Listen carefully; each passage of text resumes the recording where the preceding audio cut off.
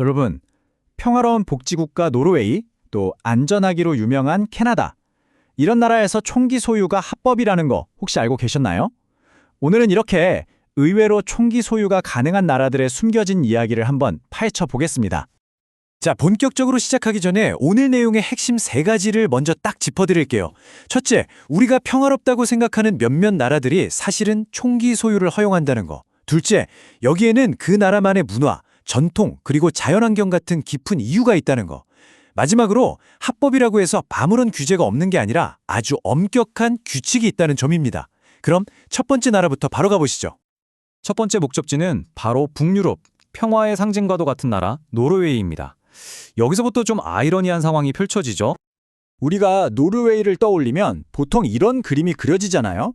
막 깨끗한 피오를 해안, 세계 최고 수준의 복지, 그리고 고요하고 평화로운 겨울 풍경, 정말 완벽하게 평온한 나라라는 인상이죠. 그런데 말이죠, 이 평화로운 나라에서 총기 소유가 합법이라면 어떠세요? 언뜻 들으면 잘 이해가 안 되죠. 하지만 그 답은 노르웨이의 아주 깊은 역사와 광활한 자연 속에 숨어 있습니다. 여기서 키워드는 바로 전통입니다. 노르웨이에서 사냥은 그냥 스포츠가 아니에요. 대자연과 함께 살아온 아주 오랜 생활 방식의 일부인 거죠. 스키랑 사격을 결합한 바이애슬론 같은 겨울 스포츠가 왜 그렇게 인기 있는지 생각해보면 아하 하고 무릎을 탁 치게 되죠. 하지만 이게 정말 중요한데요. 결코 아무에게나 총을 쥐어주는 게 아닙니다. 소총이랑 권총은 나이 제한도 다르고요. 신원조회는 기본이고 정신건강 검사까지 아주 깐깐하고 엄격한 심사 과정을 통과해야만 합니다. 자, 노르웨이가 전통 때문이었다면 이번에는 조금 다른 이유를 가진 나라로 가보겠습니다.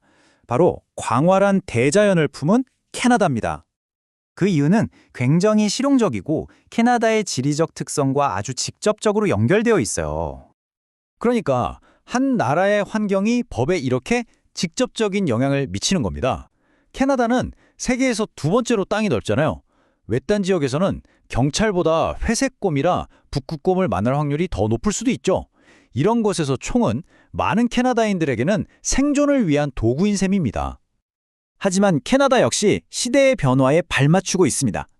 최근에 여러 사건들을 계기로 1,500종이 넘는 공격용 소총을 금지하는 등 총기법을 계속해서 강화하고 있다는 점도 꼭 기억해야 합니다. 자, 이제 정말로 깜짝 놀랄 만한 사례를 하나 보여드릴게요. 바로 아이슬란드입니다. 7만! 이게 무슨 숫자냐면요. 아이슬란드에 등록된 총기의 최소 추정치입니다. 근데 아이슬란드 인구가 35만 명밖에 안 돼요. 이걸 계산해보면 1인당 총기 보유율이 엄청나게 높은 거죠. 어떤 자료에서는 9만 정에 달한다고도 합니다.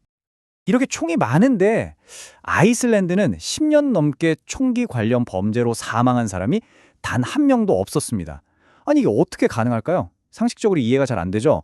아이슬란드의 비결은 대체 뭘까요? 비결은 바로 이겁니다. 아주 촘촘하고 까다로운 5단계 면허 발급 절차. 그냥 신청서만 내는 수준이 아니에요. 범죄 기록은 당연히 보고요. 정신건강과 시력검사를 포함한 건강검진, 그리고 총기법 필기시험에 3시간짜리 안전교육까지 받아야 해요. 말 그대로 정말 책임감 있는 사람만 총을 가질 자격을 주는 거죠. 자, 마지막으로 유럽 문화의 심장부죠. 오스트리아로 한번 가보겠습니다. 우리가 아는 그 아름답고 역사적인 나라, 모차르트와 예술의 나라 오스트리아. 이건 역시 총기와 아주 의외의 관계를 맺고 있습니다. 오스트리아의 상황은 조금 더 복합적이에요. 한편으로는 노르웨이처럼 사냥이나 스포츠 사격 문화가 깊이 뿌리내리고 있고요. 또 다른 한편으로는 2010년대 중반에 유럽 난민 위기 같은 일들로 사회적 불안감이 커지면서 자신을 보호하려는 목적으로 총기 구매가 확 늘어난 그런 현대적인 현상이 공존하고 있습니다. 그럼 그 비율이 어느 정도냐? 오스트리아는 인구 100명당 총기가 약 30정입니다. 참고로 우리나라가 0.2정이니까 뭐 비교가 안 될 정도로 엄청난 차이죠. 자, 노르웨이, 캐나다, 아이슬란드, 그리고 오스트리아까지 이 네 나라의 사례를 쭉 살펴봤는데 우리는 여기서 뭘 배울 수 있을까요? 가장 중요한 교훈은 바로 이겁니다. 총기 소유 문제는 된다, 안 된다 이렇게 흑백 논리로 딱 잘라 말할 수 있는 게 아니라는 거죠. 각 나라의 독특한 문화, 역사, 그리고 자연 환경까지 아주 복잡하게 얽혀 있는 문제입니다. 이 질문을 여러분께 남겨드리면서 오늘 이야기를 마무리할까 합니다. 과연 총기 문제에 전 세계적으로 통하는 단 하나의 정답이 있을까요? 아니면 그 나라의 상황과 맥락이 모든 것을 결정하는 걸까요? 오늘 이야기가 흥미로우셨다면 구독과 좋아요로 꼭 응원해주세요. 앞으로도 이렇게 재미있고 깊이 있는 주제들을 알기 쉽게 파헤쳐드리겠습니다. 시청해주셔서 정말 감사합니다.